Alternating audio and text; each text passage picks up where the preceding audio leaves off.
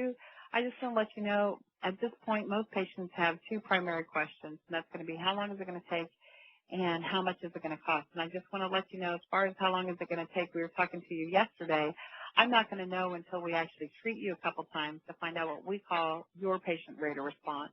And that is how well your body responds to our type of treatment. So the thing that we need to do is we need to treat you back-to-back 3 days in a row. So we can do the first one today, the second one tomorrow, and the third one on Thursday.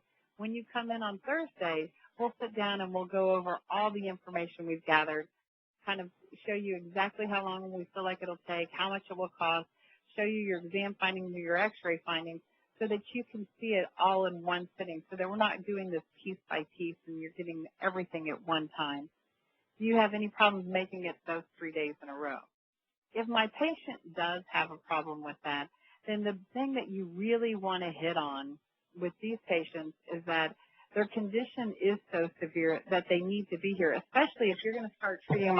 I don't know how many of you treat every single day, but basically when they're this messed up, that's exactly what they need, is they need treatment every day. So it'll be a red flag if this person right here can't already do that for just these 3 visits. So you'll need to find out from them, first of all, how serious are they for getting this handled. So if my patient Sue said, oh, my God, Christina, there's just no way that I can do that, I'll say, well, let me just take a step back, Sue, because maybe I had a misunderstanding. I mean, I was under the, assumption that you were ready to get this taken care of and your condition's very serious. Has something changed from yesterday? And if she goes, no, nothing changed, and I'll go, all right, well, now help me out and explain to me why you're not able to make it those 3 days. And, if work is an issue, then you're going to have to work around that. Or if timing's an issue and she just doesn't know that how late you're open, then you can just address that in that form or fashion. But if she gives you things that are not legitimate excuses, then you're in trouble. And how you can tell when you don't have a legitimate excuse is because the excuse keeps changing, meaning she'll give you work as an issue, and then you'll address work and you'll handle work, and she'll go, well, no, really, it's my kid. Okay, well, it changed. That's not legitimate. It's an illegitimate excuse. Whatever it is, they're trying to back out. So if they're trying to back out, then you have to sit down and say, listen, Sue, at this point, I'm not even sure if I can help you, and let me explain to you why.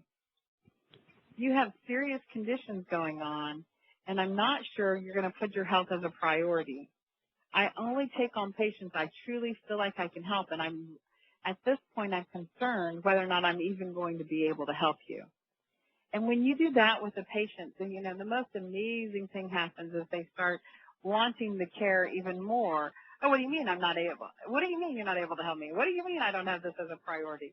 Well, explain to me then, if you do have your health as a priority, explain to me how you can rearrange your schedule so that you can get here. And then I would just simply ask, do you feel like this has been going on way too long and you're ready to do something about it? If that person's like, well, I don't know because the last person didn't help me, all of that kind of conversation should have happened at day 1. However, if for some reason that didn't come up at day 1 and it's here with you day 2, then you have to address it. So if this person goes, I'm not sure if you can help me, I'd simply say, I'm not either.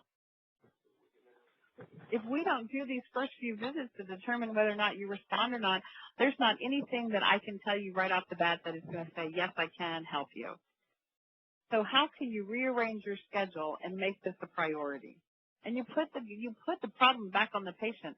It's very difficult to solve other people's problems. And if you are trying to solve your patient's problems, you'll probably find out that they haven't solved because you give them the solution and they don't take it as the answer. So you've got to make sure that when you're trying to get somebody to cooperate with you, that whatever problem they give you, you can give an answer, but you have to give the problem back for the patient to solve. Well, I don't have money. Well, how could you come up with the money?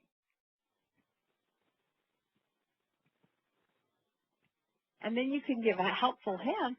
Is there somebody that could help you? Do you have a brother, a mother, a father, a sister? But notice you're always giving the issue back to the person because people have a really hard time for whatever reason. I'm not sure what our chemical makeup is, but we have a really hard time taking somebody else's solution and utilizing it. We might take it, change it a little bit, and make it ours, but then it's our solution. And that's what you're looking for from the patient, is you're looking at them to rise to the occasion and actually handle the situation. So once you've gone over, oh, I should handle one more thing about the time aspect in these first 3 visits, is if for some reason this person goes, oh my gosh, I'm going out of town and I'll be gone for a week,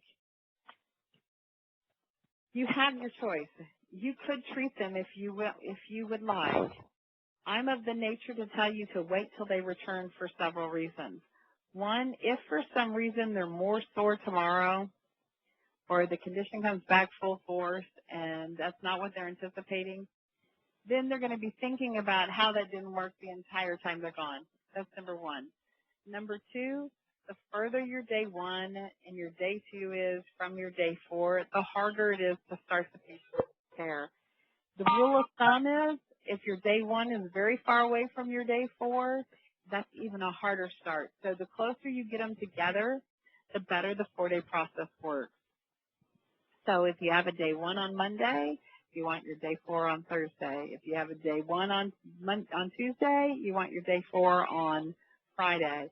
I mean, worst case scenario, they need to be done in a week's time period, but I wouldn't drag it out further than that. Otherwise, you're going to have to be doing too much rehab of day 1 on whatever day it is they come back. So if this person said, no, I can't come back for a week, and I did the rest of day 2 and I didn't see her for another week, then I'm having to rehab not only day 1, but day 2 as well. So what I personally would do, and that's one of the reasons why you use that exit script that I gave you at the beginning of the conference call at the end of day 1. It's actually a day 1 script that I gave you at the beginning of this conference call, is so that that person right there, if they are going out of town or if they have issues and you tell them that you need to see them back to back, for 3 visits, that should bring up some of the conflict. Oh my gosh, I can't do that, or I'm going out of town. Then you can just automatically schedule their day 2 for when it is that they're returning. So those are the issues that I see as far as, day 4 process. It's just some people spread it out over way too many days, and it's just very difficult. And the part that's difficult is that your patient slips back into their normal way of thinking. After you've gone through that consult, you've broken up their thought process, they slip back into it every single day that they're away from you, because you make them confront or look at their condition. And every day that they're not with you, they're not having to fully look at it and be responsible and take charge for it. So you've got to watch out and make sure your 4-day process is as close together as possible. So once you handle at this, how long is it going to take, your next step is to handle how much is it going to cost. If your patient is insurance, then you must have the insurance verified and handled prior to coming in on this day. You need to know what it's going to pay. You need to know what their cost is going to be. However, with all that said, you don't want to go into a long insurance explanation if you don't have to with the patient. In other words, if my person had a $1,000 deductible, a 20-visit limit, and the insurance company was only paying 60%, I wouldn't go into all that information with the patient. If they didn't satisfy their deductible, I would sit down with them at this point and I'd say, as far as how much it's going to cost, let me just explain to you, each treatment is $55, so the total for all 3 is $165. The good news is you have insurance coverage. However, at this point, you haven't met your deductible. So what we'll do to help you out is we'll actually file those visits towards your deductible. And then that is as detailed as I want to get on day 2, if I can. If they start asking questions, then absolutely I'm going to answer them. I'm not going to hide any information from them. However, if you walk into a room with a patient and you say, listen, Sue, I just want to let you know that your insurance company is going to cover 20 visits. You're going to be responsible for 20%, so you owe $11 a visit. The total for these 3 visits is $33. Then when you go in on day 4, she's going to think that all the visits that she's going to need is 20 visits, because that's what her insurance company covers. And the reason why is because you put the weight on the visit limit. So if you can, just take that out. I mean, if the person doesn't ask at this point, then you don't need to go into detail over it. If your person has met the deductible and then their insurance company is paying 60%, then the good news is all you have to do is go into the patient and say, I just want to let you know I have good news. The good news is you've met your insurance deductible. The insurance company is going to cover 60%. They're going to cover a portion of your care.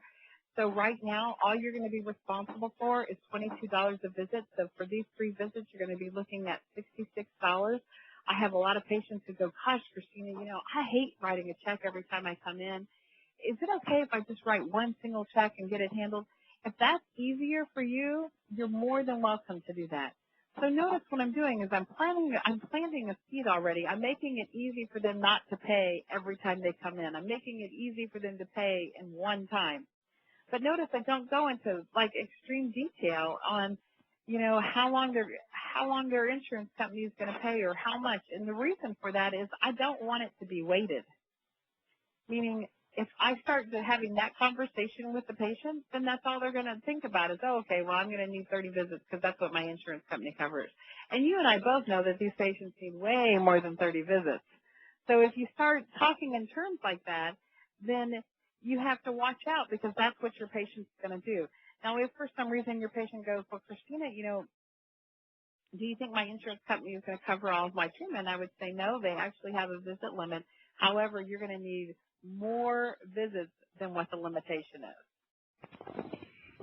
And they go, well, how many visits is that? And I'm going to be upfront with them. I'll say it's 30 visits. But I think you and I both know that you're in pretty bad shape and you have pretty much a serious condition going on. And this didn't start overnight, did it, Sue? And she'll go, no. And I'll go, how long has it been in place? And she'll go, years. And I go, right. So to think that we'll be able to fix you that quick is kind of unrealistic. However, the insurance is going to pay a portion of your care, which that's really good news. And so I take it back to the light side. But you do have to confront it with the person if they ask. If they don't ask, then just keep rolling. So once you go through how much is it going to cost, obviously if they're cash, that's pretty simplistic. It's $55 a total for all 3. It's $165. I have patients who, have just asked, Christina, I don't like writing a check every single time I come in. Is it okay if I pay one payment? Well, absolutely. If you want to pay one payment today and that's easier for you, you're more than welcome to do so. And so you just make it easy for the patient. Now, if for some reason your patient goes, oh my gosh, do you think treatment's going to be costly? What I tend to say to patients is, I just want to let you know that we have a multitude of payment plans. Most patients don't have any problem handling the finances in our office. If we can make this financially affordable for you, are you going to want to take care of your health? And I'm just going to straight up front up ask them at that point. And if they say no, then you're looking at a person who doesn't want to get well. That's a nice way I can say that, is they just don't want to get well. And you shouldn't waste your time on that particular person because there's so many more patients that need help. So if for some reason that person goes, well, no, not even if it's financially affordable do I want to do it, then you just don't waste your time. And that's not going to be very many people, but that will happen every now and then. For the others who go, yeah, well, then great. If we can make it financially affordable, then let's just see what we can do. So at this point, the next thing that you need to do is you need to go over the brain-body diagram with the person. And so your intro into it is just as if you were going to show them kind of like your exam and x-rays. And I would say, Sue, I just want to let you know at this point in time what I'd like to do is show you what we found is wrong with you. Is that okay? And she goes, yes. I go, great. So right here is the body. And so up here in the skull, what controls the body? And she'll say brain. And I go, exactly. So the brain actually has to communicate to the body in order for the body to actually have function. This connection right here attaches to the cells, attaches to the tissues, it attaches to the muscles, it attaches to the organs. It controls every function in our body. We have these fibers in our gums and in our teeth, and if we're having dental work done and the dentist hits one of